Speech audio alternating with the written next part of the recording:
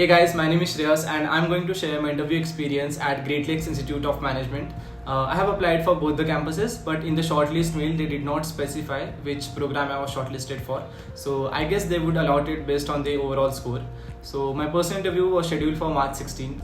The interview was conducted online via Zoom meeting. First we were asked to join the meeting and then they took the attendance and created breakout rooms. The panelists were already waiting there in the breakout rooms and then we were transferred to those rooms. So for the interview there were two panelists, one male and one female.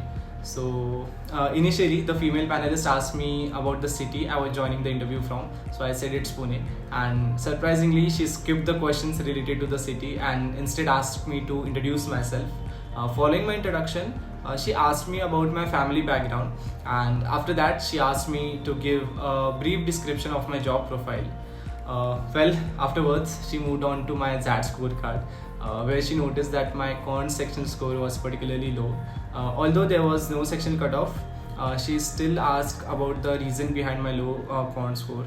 So I admitted that I'm a little weak in maths and gave some reasons, but I wasn't sure if it fully convinced them. After that she asked me why do I want to pursue MBA, and this is a very common interview question and I answered it. Later in the interview she asked about my favorite subjects during my BBA. So I named two of the subjects like digital marketing and brand management. Although I expected further questions on this, but she moved on to her next question. So she asked me if I had any plans for entrepreneurship. So I told her that my immediate goal is to gain corporate exposure and build strong connections, and after gaining enough experience along with a solid foundational plan, I might consider entrepreneurship.